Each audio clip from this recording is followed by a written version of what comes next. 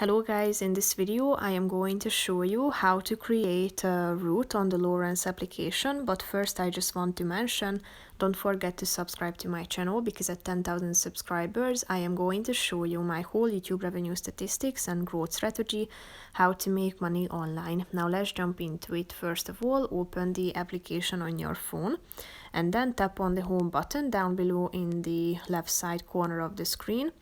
Then scroll down to the My Data section and tap on Routes, which is the third button. As you can see, there's no created routes here, but you can do so by tapping on this Create a Route button down below.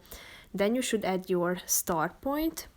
So here you should select it and then tap on the Select button and set your destination.